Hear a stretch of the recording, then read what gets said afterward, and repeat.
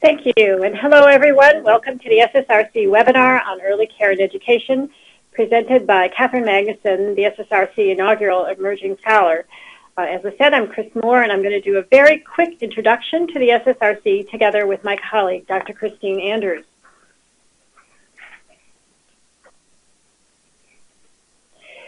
The SSRC, as I think listeners know, is a virtual library. It now has over 1,900 items in it, and it is growing steadily. It's designed for researchers, practitioners, and policymakers, and it includes a number of interactive features. It depicts events and conferences on the home page.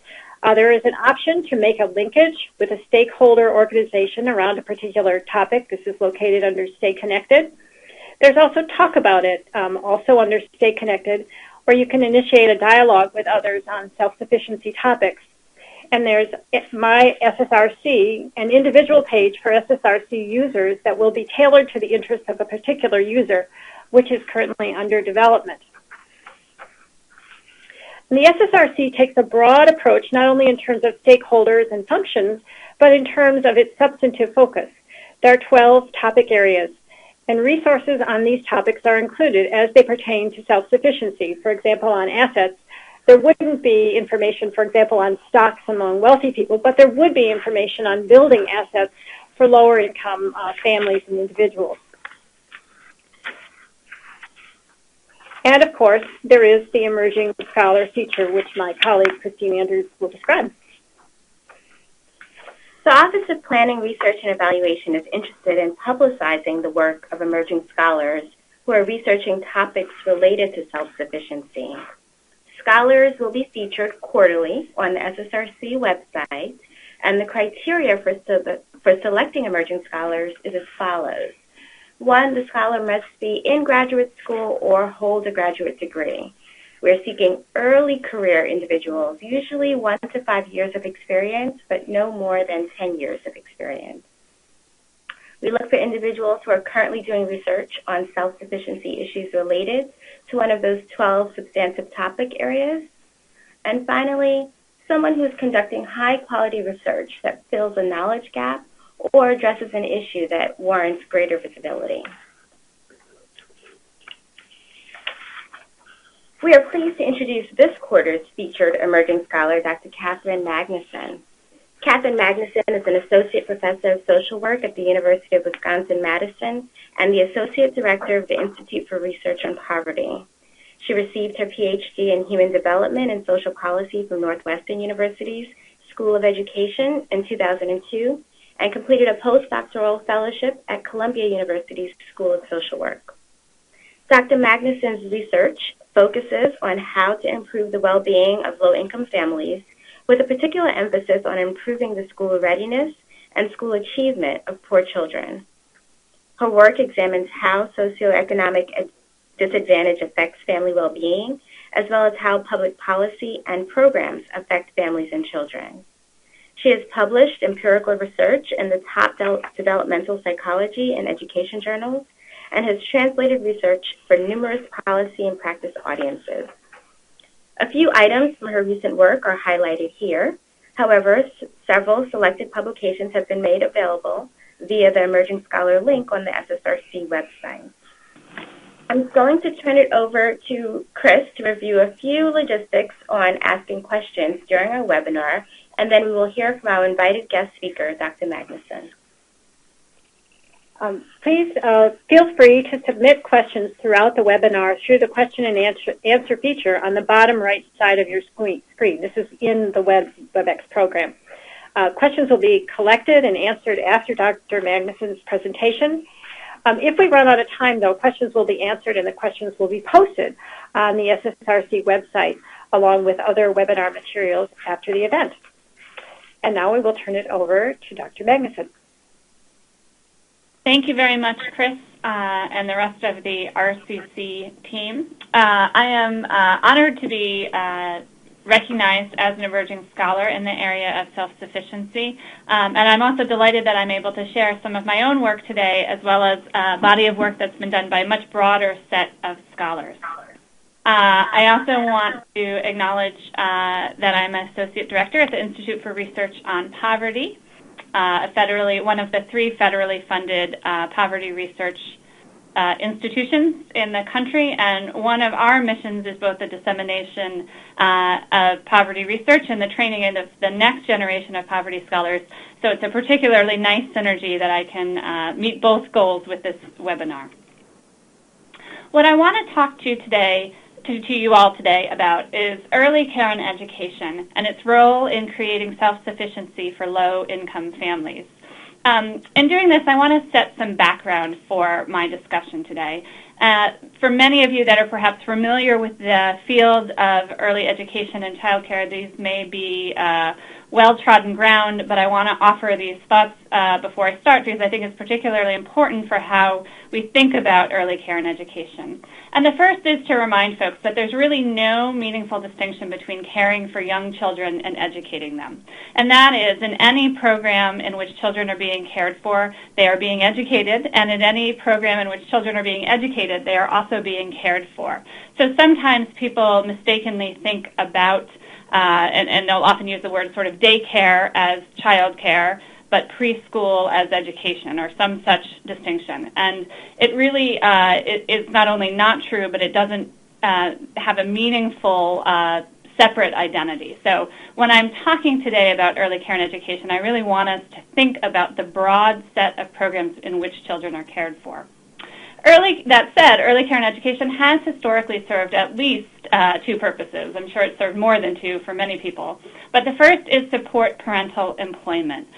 We are a nation in which, as I'll say a few more words about in a few minutes, parental employment is high for both mothers and fathers, and contingent on the ability to have other people care for one's children. The second point is that early care and education has, for a very long time, been recognized as a way to support children's early learning. So it's not only about supporting parents' employment, but it is also about helping children develop in healthy, optimal ways, both in terms of school readiness, in terms of health, and other important domains in life. What I'm going to be discussing today is a set of arguments that relate to the point that access to high-quality and low-cost early care and education has the potential to improve both parents' employment outcomes and their self-sufficiency, as well as children's development and their later self-sufficiency. So it has the potential to affect both generations' self-sufficiency. But we have some emerging evidence that such potential to positively affect both generations may not be currently realized. And I'll circle back to that argument as we move through the talk. So just a few more points on how many parents really are in the workforce. So I've stolen is perhaps the wrong word. I have taken this graph from the Bureau of Labor Statistics, and I'll give them credit for the work. And this graph is tracking parents' rate of employment over time, and it's maternal employment specifically. It's going from 1994 as the start through 2010. What you'll see in these graphs is it splits it also by age of child. So the 2 blue lines are looking at parents who have children of school age, so between age 6 and 17, and you'll see that rates of employment for this group have been bouncing somewhere between 70 to 80%, have been higher during periods of economic boom or lower periods of unemployment, and have declined in the recent years, likely as a result of the recession.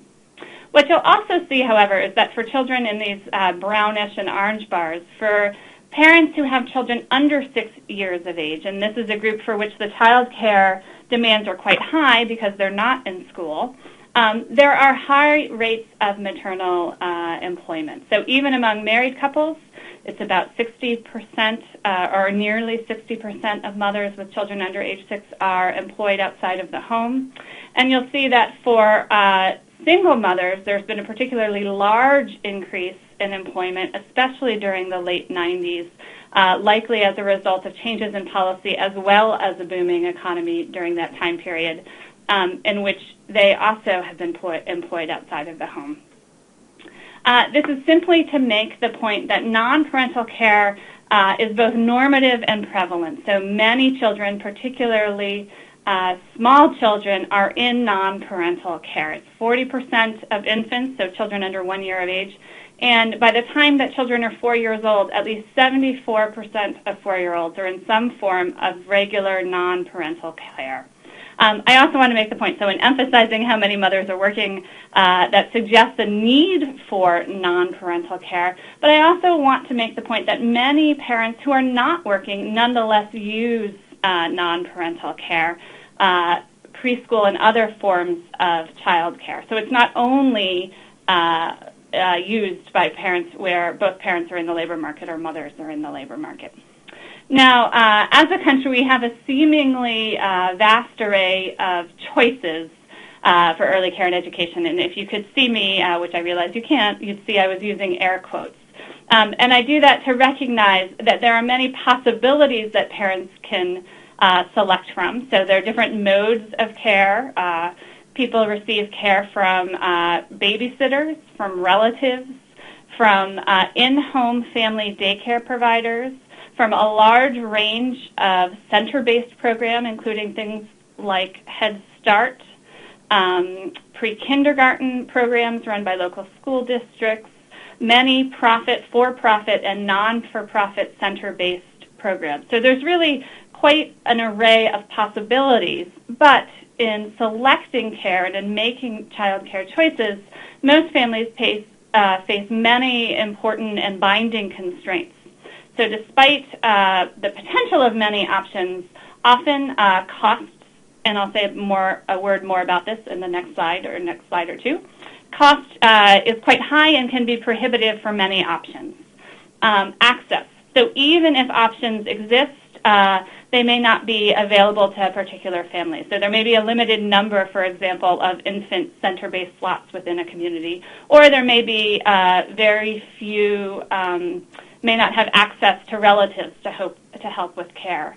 Many child care providers, particularly those that are center-based, only operate during traditional business hours. So, often they'll open a little early in the morning, but something like 7:30 to 5:30. For parents that have rotating schedules and or work non-standard hours, finding a care provider that has the flexibility to handle those hours can often be quite challenging.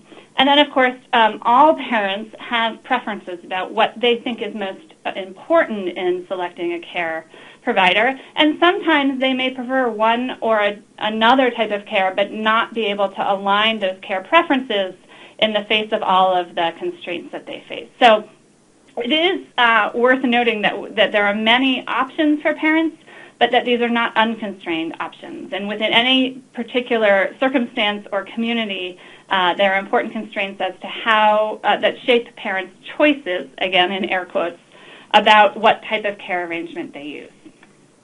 I do want to say a word about the cost of childcare. I find, again, many of you may have familiarity with the field, so this is not at all news to you, but for people who haven't actually paid for it recently or stopped and thought about it, newsflash, childcare is quite costly. One of the things that I think is important to realize is that it is costly because it fundamentally is a cost of labor. We have yet to figure out what the technology is that would enable us to reduce the labor needed to provide child care. And it really is the human interaction and the care that one person provides that's critical to child care. So for that reason, and all of the labor costs, it ends up being costly. I pulled data here from the National Association for Child Care Resource and Referral Agency reports on the cost of care, just to actually give people hard numbers because I think it's important.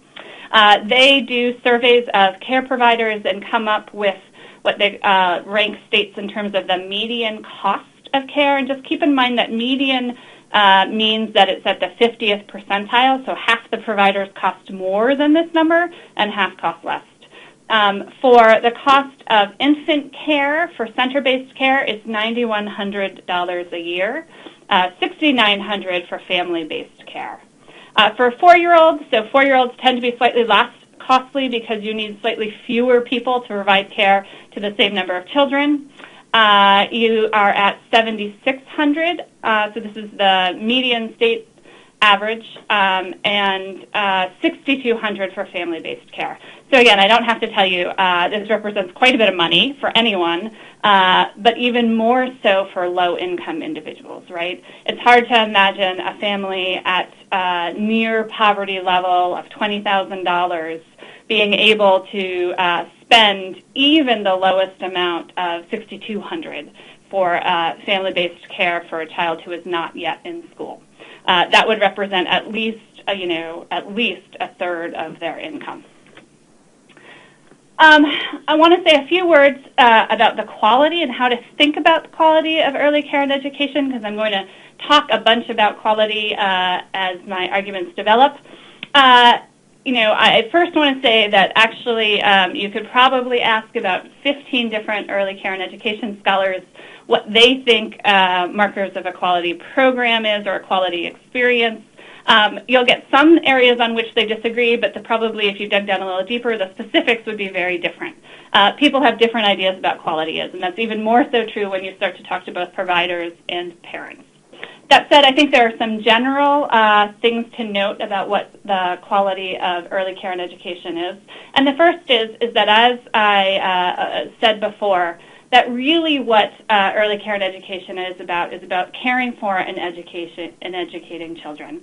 And what that means is that the quality of interactions between caregivers and children and between the children and the environment that surrounds them is really the critical dimension to think about in terms of the quality of an early care and education setting.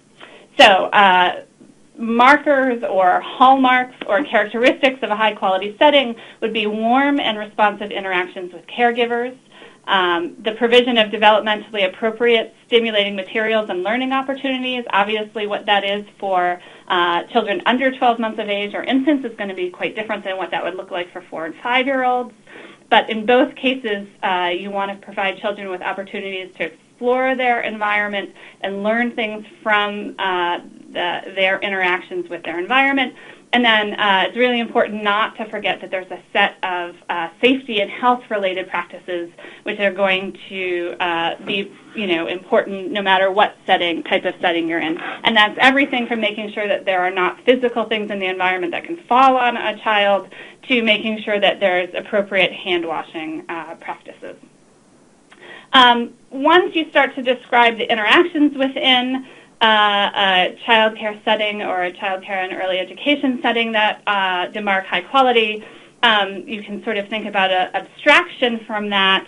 Well, if I was trying to look at the outside from a program on paper, how would I start to think about what are the things that facilitate those positive interactions? And so researchers sometimes make a distinction between those process indicators of quality and structural indicators of quality. And structural indicators of quality are things that are important in thinking about in terms of a program because they increase the chances that there are going to be more warm and responsive interactions, more learning processes, and better safety and health within a setting. So for structural indicators, people talk about things like caregiver education, particular training and credentials within the area of early childhood. They talk about staff and child ratios, so having more staff and fewer children is usually a good thing because it allows caregivers to provide additional attention or larger amounts of attention to children. And then the use of best practices and provision of other services. And so here, having ways in which parents are formally engaged in early care and education settings, having ways in which children are screened for developmental problems, and a range of other practices that are thought of as being particularly good for children. So that's somewhat of a long discussion, but it's just sort of to prime you to think about how do we think about quality within early care and education settings as I launch on to talk more about it. Okay. I mentioned indeed that early care and education is a highly labor-intensive area to work in. And we know something about the quality of those early care and education workers. I'm taking this data from a paper by Daphne Bassick, which I will recommend to people, related to the characteristics of the early care and education workforce over approximately the past 20 years. So again, starting in the early 90s and going through 2010. And what you'll see is a suggestion for why costs of early education are going up. So this is tracking the percent of workers that have at least some college education. In blue is the education, or that percentage, for home-based workers, so people that are working in people's homes or in in-home family care. And red is for center-based workers. And you'll see that there's been an increase in the percent of workers in each sector that have at least some college education, although it has been particularly large increase among home-based workers. And this is their average. The next graph, which I just turned to, is looking at their average mean hourly earnings. So the first thing to note is that despite the labor intensity and the what I would argue is necessary high skill to produce high-quality care, wages in general are low for these positions. Again, probably not news for many of you on the phone. But you will also see that wages have been going up both for home-based workers but also for center-based workers. And these are adjusted, so these increases in pay are not reflecting inflation. They're actually reflecting changes in hourly wages. Okay, so because early care and education, I think I've made the case that it's pretty expensive, it's important to recognize that parents are indeed price sensitive. And this is particularly true with respect to the use of center-based care. I'll come back to this point in a few minutes, but we know that parents choose lower-cost care and often will choose informal or in-home care relative to center-based care because of its cost, which is to say when there are mechanisms and policies that reduce the cost of center-based care, parents are more likely to move into that mode of care. We also know that even within a particular type of care, so even looking within center-based care or within home-based care, that generally higher quality care does cost more because, again, because it is a labor-intensive and because you're paying for people's labor. That's one of the reasons.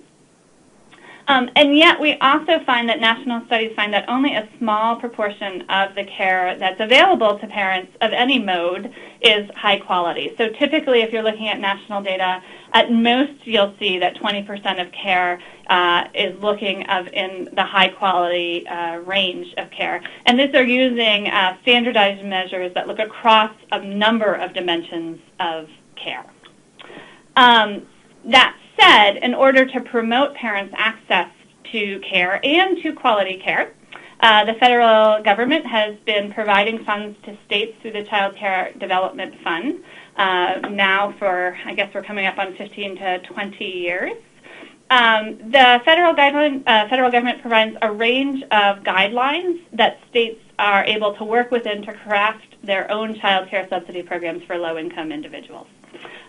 Probably most relevant for the rest of the discussion is that subsidies are typically conditioned on employment, as one might expect. So working parents and sometimes parents who are attending school are able to access these subsidies, and they typically only cover the number of hours that someone is employed with, some additional hours for commuting and transportation and thus and such. A small portion of the CCDF is also set aside for state quality improvement initiatives. I don't know what it is in the most recent round, but it's typically been something like 4%. The federal government and state governments have also undertaken other types of initiatives to increase access to, particularly to preschool programs, so programs for 3 and most often not 3, but most often 4-year-olds. Thinking about the Head Start program, which is granted directly to providers to provide early education, and then pre-kindergarten programs, which are typically financed through local school districts or state education funding. And finally, I don't want to leave off the table that the federal government also provides money to middle-class families to help with child care costs through the dependent care tax credit, in which up to $6,000 for 2 children, $3,000 for 1 child are available for a tax credit and cost of care. So that's not the amount of the credit, that's the amount of money that could be spent that would be eligible for the credit. Okay, Okay, so what do we know about, I'm going to focus most of my comments for the rest of the webinar, although I'm happy to take questions on those other programs. I'm focusing most of my comments on thinking about the subsidies that parents have access to, low-income working parents have access to, and how that affects self-sufficiency. So the first thing in this is both confirming that research can find it to be true, but should not be a great surprise, is that, in fact, when parents are able to receive child care subsidies, access subsidies, it does indeed reduce the cost of care, and that, in turn, promotes parents' employment. So when you're looking at outcomes such as, are parents who have access to child care subsidies more likely to be employed, to be formally employed outside the home? The answer is yes. And also, not surprisingly, the data shows that mothers who have the largest child care costs, those with young children, for which it costs more, those with more children, right? So obviously costs are higher if you have more than one child or two children. Those are the populations for which child care subsidies have the largest effect on promoting employment. Now, in some ways, we might think of that as the most mechanical effect, right? So you have to be employed to get the subsidies. It just makes sense that having subsidies would lead to greater employment. But in order to really hone in on the ideas about self-sufficiency, you want to think about whether the program is also going to have what, for lack of a better word, I'll call bang-on effects. Meaning, is it going to have effects beyond that more very important but yet somewhat mechanical effect? So in the long run, is it going to promote better employment down the road, not just when they're specifically receiving a subsidy? And there's been two ways to look at this. So one is to look at the extent to which child care subsidies might reduce work disruptions. The idea here is that if you have access to a child care subsidy and you're able to put your child in a regular or more formal type of child care and early education setting, so again, think about using a center-based care program relative to a neighbor or a relative, that the use of a more reliable child care arrangement is going to reduce the number of work disruptions that are going to occur from child care. In other words, being able to access and use child care subsidies is going to be able to keep people in a job longer because they're going to have to, because they're less likely to have to miss work to take care of their children. And informal types of care arrangements are less reliable and more likely to fall through. There's less likely of having a backup. So research has also found that there are fewer child care-related work disruptions when families are using child care subsidies. And that has potential positive impacts by building people's employment tenure, which brings me to my final point, which is that there has been research most recently by Yoon-Suk Ha, who has found that the use of child care subsidies is associated with significant increases in earnings. And this is over and above just being employed or not employed. So what she did is actually used administrative data from here in Wisconsin, and she was able to look at 5 years' worth of subsidy receipt and patterns of subsidy receipt, and then look at whether that predicted earnings in a subsequent year, so not even while they were necessarily receiving child care subsidies. And what she found is that compared to not using subsidies at all, those that used subsidies for between 7 and 24 months, and that was the high end of the subsidy use spectrum, had 35% higher earnings a year after they were being observed using child care subsidies. And that's even after controlling for for how long they had been employed. So it is to suggest that child care subsidies are likely to have important effects on self-sufficiency through building earnings and building earnings through this employment and job tenure. Okay. That said, so that's sort of dealing with the parent side of the self-sufficiency generation, or the parent generation with respect to self-sufficiency. And I want to talk a little bit more about the child side of the equation. So one of the things that we do know, and that I've sort of been alluding to, is that the use of child care subsidies also increases the quality of child care that children experience. Okay? So in large part, that's because we know that particularly for preschoolers, but also for children of all ages, parents tend to substitute center-based care for informal care in the presence of a subsidy. To put that another way, when parents have access to child care subsidies, which drastically reduce the cost of child care, they are more likely to use a center-based care option. We know that during the 1990s, in which there were large increases in child care subsidy funding, largely to promote parents' employment during changes to welfare reform, that this increase in child care subsidy funding was directly linked to increases in low-income children's enrollment in center-based care. So with some work that I did with Marcia Myers and Jane Waldfogel, we found that there was a 16 percentage point increase in the enrollment in center-based care for low-income 3- and 4-year-olds, and at least half of this appeared to be due to the increased funding for child care subsidies. Now, it turns out that on average, center-based care tends to be of higher quality than informal care. And thus, because parents switch from using informal modes of care to center-based care in the presence of subsidies, and again, that's a general pattern. It's not one-to-one correspondence, so it increases the odds that parents select it, not the necessity that they do select it. But because center-based care tends to be of higher quality, we see that subsidies thus generally improves the quality of care that children experience. Another way to put that is that in the absence of changing modes of care, simply looking at the type of care within a type of care, so children who are in center-based care, those receiving subsidies and those that are not receiving subsidies, you don't see differences either within center-based care or within home-based care.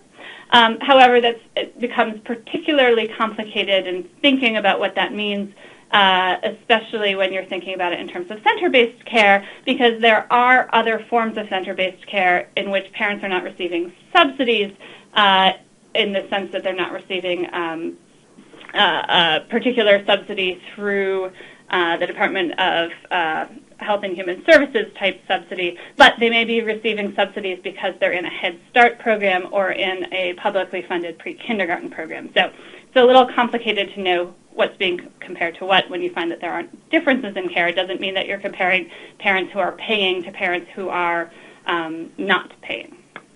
I just wanted to offer that bit of clarification. That said, generally also from the field that we're well aware that high-quality center-based care is linked with better child outcomes. Now, I could have given, for another audience, perhaps a whole webinar on how we know that low-income children have lower levels of school readiness, and that these lower levels of school readiness translate to persisting disparities in school outcomes and achievement. So in general, we know that low-income children are at risk of not doing well in school. And it turns out that of the policy tools that we have available or program tools that we have available for boosting low-income children's early school success and school readiness, that high quality, a year or two of high quality early care and education or preschool is the most effective tool or policy that we have. On average, looking at children who attend preschool for a year or two, we find that children's school readiness improves by somewhere between 2 to 4 months. So they come in already ahead of their peers compared to children who have not had access or who have not attended enriching preschool program. And more importantly, there have been a few studies that have really been able to track children over time. So now you have to realize the studies are done, back in at the latest in the 1980s, so that the children in the programs can age long enough that you can see how they do as young adults. But multiple programs have found that a year or two of enriching high-quality early childhood education before children enter school not only boosts their short-term school readiness when they're entering school, but that it has long-run effects on education, high school completion, college attendance, later earnings in the labor market, and it also reduces their propensity to engage in criminal activity and to themselves receive welfare benefits as adults. Now, in part, that's because there are mechanisms that we know that are linking that transition into school and that early school readiness to these later outcomes. But it also could be that they're changing other aspects of kids' behaviors and health early on that persist over time to affect multiple dimensions of their early adult and later adult outcomes. So you would think that I was setting up a really nice story in which by providing these child care subsidies, which are moving children into higher quality care, that we have this double bang for the buck type of effect where we're improving parent self-sufficiency and improving children's self-sufficiency. And unfortunately, the emerging literature on the effects of child care subsidy on children's outcomes don't seem to be portraying that type of nice story. In fact, it looks like these child care subsidies might, in fact, be missing an opportunity to improve child outcomes. So there's been a host of studies, and there's some additional studies that are not quite published that are coming out that suggest that children who are receiving care and whose parents are getting child care subsidies are not doing better than children who are not getting child care subsidies. So in general, some studies are showing negative effects of child care subsidies on kids' outcome, including their cognitive outcomes, so achievement-like outcomes as well as their health, and others are suggesting that at best the effects may be neutral. That is, it's neither helping nor harming children's outcomes. And I want to say, as I just commented, that in many ways this is surprising, right? That I could have set up a story in which the program is operating to provide a bang for a buck, and this is what I want to focus the rest of my discussion on. So why is it that we're missing out on this opportunity to really have a positive effect sort of on both generations? I think the most likely explanation is that what we know about the patterns of use of childcare is that people are using these subsidies typically for a very short period of time, and that they're using them in multiple spells. So on average, the median length of subsidy spell, and these are taken from people analyzing state to specific states, so, and no doubt it varies across states, but there's no reason to think why the states that have been looked at are unique. So on average, the median spell of subsidy length is between 3 and 7 months, and there are patterns of churning. And by churning, what I mean is that people receive subsidies for a short period of time. They have a period where they're not receiving subsidies, and then that may be equally as short, and then they begin a new spell of subsidy receipt. So why are the spells as short? Well, it looks like our best research, and it's not a guess, but it's the best that we can get out from the data, is that subsidy spells are most often end because of employment loss. As I noted, child care subsidy is linked to meeting work requirements, and when individuals lose employment and do not quickly regain it, they become ineligible for child care subsidies. The other thing to note in recent work that I've done with UNSCA is that we also now know that the instability in child care subsidy translates into instability in child care providers. So if someone's receiving child care subsidies and is in a particular care arrangement, they then experience a spell of a lack of subsidy. They lose their child care subsidy. It is not typical for them to be able, if they get another subsidy, to be able to go back to that first provider. So typically each spell of subsidy results in a new arrangement or new provider. So one explanation for why subsidy use is not resulting in better child outcomes is that while a year or two of high-quality child care is particularly beneficial for children, that this pattern of changing providers, even if they are of high quality, but changing providers every few months is not going to be good for children. And if you think back to what the hallmarks of quality is, which is that warm, responsive, consistent relationship and good interactions, that often takes time to develop, and the interruptions of relationships are unlikely to be beneficial for children. Another explanation would be perhaps it's not the instability in the provision of care, but perhaps perhaps the quality of care is really better than they would otherwise experience, but still not good enough to produce positive outcomes. We do know from the national data that even that a very small, not a very small, but that a relatively small proportion of programs and care settings are of high quality. So if we could really ramp up the quality, perhaps that would enable subsidies to have a better effect. And then finally, another explanation that's out there in the literature, which I'm slightly less persuaded by, is that what child care subsidies do is support mothers and families in low-wage employment, and that itself ends up being detrimental to low-income families. So mothers are more stressed when they are in these low-wage jobs. They are less able to be available and warm and responsive to their own children, and that in and of itself has a negative effect, so child care setting aside.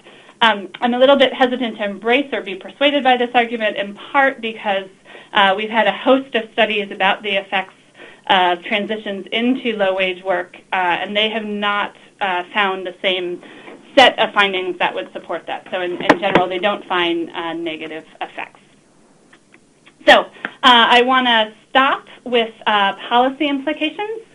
I want to argue that our current policies are doing a far better job of supporting parental employment than they are in promoting positive child development or children's subsequent self-sufficiency.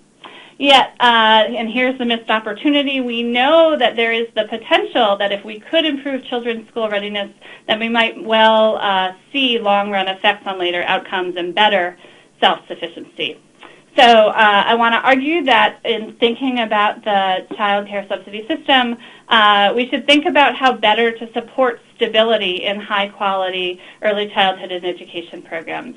One way this is being thought of, at least in Minneapolis, Minnesota, is thinking about moving away from it purely as an employment support and starting to think about scholarships or other ways that will support children and provide stability in child care when the parents themselves may have unstable employment. And finally, we should also consider how to improve program quality if that's part of the explanation. And I think there's some work coming out that's suggesting that one of the best ways to think about program quality improvement is through professional development. And as well as making sure that the subsidy system is partnering well with other early childhood education programs such as Head Start and pre-kindergarten programs. I will now turn it over and start to Chris Moore and start to answer questions and comments. Great. Thank you very much. That was a really informative talk. And we have some questions accumulating. One question is, do you have thoughts about what quality of care is good enough for children and parents? This is a great question. And the researcher that you should try and track down, because she's published quite a bit about this, is Peg Bertinoff.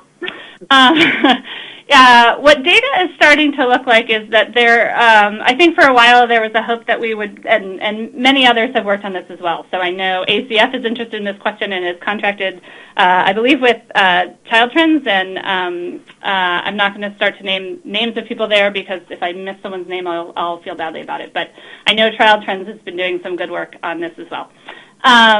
So my understanding or read of this literature, and I will find a way to go to the talk about it and post the references and articles that I'm thinking of so that you can actually read them and make your own conclusion. My read is that while we had all hoped that research would be able to sort of pinpoint some minimum standards that if we could put in place we'd see real improvements in children's learning and well-being, that has not proven to be the case, that there isn't a clear, here's at best what we need, and that, in fact, some of the work is suggesting that improvements really at the high end of the quality spectrum is what's most needed to promote children's learning. So now that said, I think anyone in the field would also, speaking out of both sides of my mouth, would also say, that settings in which safety is not secured, in which there are health problems, in which there is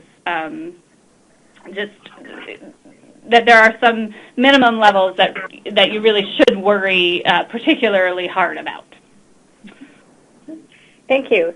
There's a question about the duration of subsidy receipt. Are there studies that contrast the effects for short subsidy receipt compared with longer subsidy receipt? And there's two ways to think about this question, right? So I could think about this question in terms of adult or parent self-sufficiency. So does longer subsidy receipt tend to have better outcomes for parents than short subsidy receipt? But then also in terms of kid outcomes. And I'll answer both of them.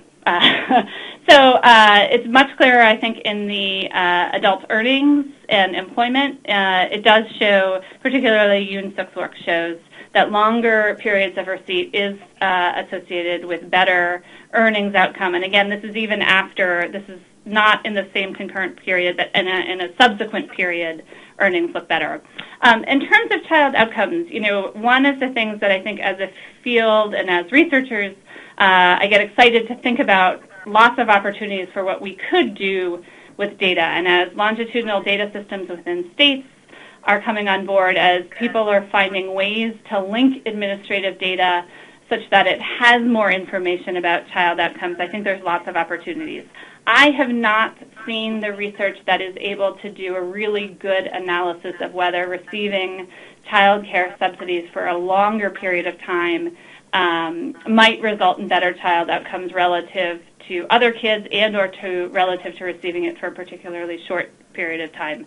Whoever asked this question was obviously following the arc of my logic quite well, because if instability is the issue, you would expect to see just that promoting stability in subsidy receipt would result in greater stability in placement in ECE settings, and that if that setting was of sufficiently high quality, and even maybe if it wasn't of particularly high but good enough quality, then we would see positive outcomes. So I think that's exactly one of the next important research steps to figure out. Is there research on subsidy receipt and college attendance, post-secondary attendance? Oh, that's a great question. Is there anything more specific about? I could take that in about 4 different directions, so I don't know. That was just a question. Okay. So you can think about it in a couple of ways, which is there evidence to suggest that child care subsidy receipt promotes college attendance? My read, I've done some earlier work that actually looks at patterns of moms returning to school, low-income mothers who return to school, and that effects on children. And in the process of studying that, I sort of delved into the weeds as to which states allow child care subsidy support for which particular types of education, right? So states have different definitions of what will meet work requirements. I have not seen anything that specifically links the access to child care subsidies to moms' ability to continue their education. It's part of a sort of more broad question about the role of what the work requirements are and how that affects the types of choices that people make for how they're going to spend their time when they're receiving support. Mm-hmm. Well, perhaps relatedly, what do you see as the gaps in our current research or understanding in this area? I think there's several things that I would point to. And when I say gaps, it's both research gaps, but I think a broader appreciation of by policymakers and potentially maybe less so people on the ground, but a combination thereof.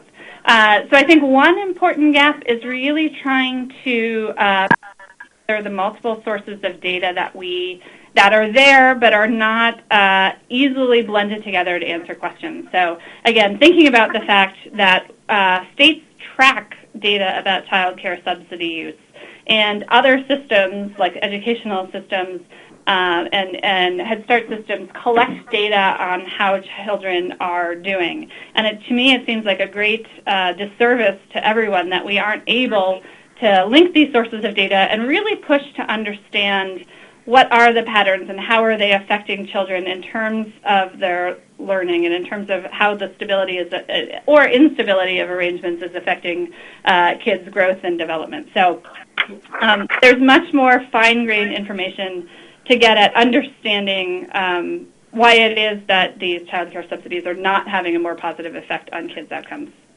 I also think we need to wrap our heads around how complicated things are on the ground, both for families but then also for programs. So the idea that kids who are receiving child care subsidies may well be in a Head Start program, may well be also in a pre-kindergarten program, and there's lots of intersections across the field in terms of braided funding, differing standards across programs, and so just getting a greater sense and appreciation for the interaction of multiple programs, and that's only, and here I'm thinking only about within, right, early care and education, but then how it overlaps, and I have all sorts of hand movements here that you all can't see, but how that is overlapping with other systems, right?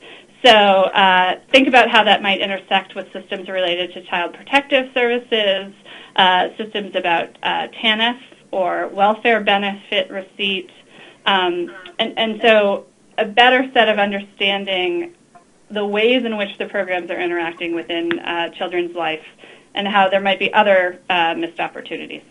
Mm-hmm. And another question that we received goes beyond programs and systems, and the listeners ask, other things that are linked to low-income households that influence in child outcomes, what are some of them, suggesting residential instability as an example of one of those things? Yes, absolutely. So, and there's some great work, for those of you that are interested in this stuff, there's some really compelling work by Gary Evans, who's pushing social scientists to think beyond the immediate family even, and think about the sources of instability and environmental pressure on these families. So thinking about things like noise pollution, air pollution, there are many things that impinge on the lives of low-income children that may hamper their ability to succeed or reduce the likelihood that they will. And all of them, right, will intersect to some extent with how parents think about arranging early care and education. I think one of the things that comes through really clearly, both when you read research about low-income families and child care and when you actually talk to families about child care decisions, is how difficult their decisions are. I mean, almost every parent has a strong protective urge to help their children grow and develop. And when you're really facing limited resources to spend and the set of options doesn't feel good, it can be a very hard thing to figure out, how far, how many hours or how far am I going to go? Am I going to drive my kid half an hour despite the fact that I already work 10-hour days and I know that that's going to tire them out even further, but I can get into a better quality provider that's half an hour away. I know my car is not reliable. Do I go with that arrangement even knowing that there's a great likelihood that someday I may end up having to miss work because my car's not working and I can't get the kid to the child care? Or do I pick someone who I know down the street, but I think she really doesn't provide enough interaction with the kids. I'm worried my kid's going to sit and watch TV. When you start to talk to families and read interviews with families that have really had to make these difficult decisions, you realize that this is one piece of their larger package of trying to really, make their lives work and make their children's lives better. And it really sort of brings home the importance of supporting them and making the decisions that's right for them. Mm-hmm. And do you happen to know how many people who are eligible for child care subsidies actually receive them, and are they the more advantaged of those who are eligible? Oh, these are all wonderful questions. That's another one. And it makes me particularly pleased because, this is a really hard thing to figure out, right? So who is the universe of people who are eligible to receive child care subsidies, both by virtue of having incomes below the particular threshold, but then also by meeting the work requirements. So early estimates, you can find estimates that say something like 17 to 24% of eligible families actually receive the subsidies. But I actually like to layer on another important criteria, which is of these families then who is also not getting essentially subsidized childcare through another mechanism, right? So you don't want to think about a family who is eligible for child care subsidies but whose child is enrolled in a full-day Head Start program as being eligible but a non-recipient. I mean, they are an eligible non-recipient, but they also don't have the need for it. So I want to some work by Anna Johnson that was using a recent birth cohort study of children came up with a number that about 30% of children, and I think this was slightly older children, so I'm thinking it's at maybe 36 months of age, so around 3, about 30%, it may be slightly older, were eligible for subsidies but not receiving any form of subsidized care. So about 30%. Now, one reason why people might not be using subsidized care is that they have been able to set up work schedules with a partner or another family member so that they don't need it. In other instances, we know that states carry waiting lists, and so they may well be in great need of that support, but not be able to assess it because it's not an entitlement, if they're too far down on the wait list. Well, one last question, because we are in our final minute. Do you have a high priority policy recommendation for the policy makers in the audience? I would really encourage them to think about ways in which they could rethink the eligibility requirements and potentially give people a greater cushion such that if they lose employment, that the child care eligibility or the child care subsidy is not immediately or even relatively quickly pulled. The economy that we're in, it takes people longer, or it has been taking people longer to find reemployment if they do lose a job, and I think the ability to maintain a slot with a child care provider might be particularly important in promoting the ability of these early care settings to be beneficial to children. It's complicated, and I know states are really feeling the economic pressure, and so I know even in my own home state of Wisconsin, for example, they're finding, they're looking for ways to spend less. So, for example, if a kid is sick, providers are not getting subsidies for the days that they're not there. Nonetheless, I think thinking about it more from a perspective of how can we promote stability within early care and education settings might be an important way to look at that. And, Great. Thank you. Eligibility. Thank you very much, and thank you for a wonderful discussion for the first Emerging Scholar webinar. Everyone is encouraged to continue to ask questions. They will be answered through the website, and thanks to everyone for attending. So long.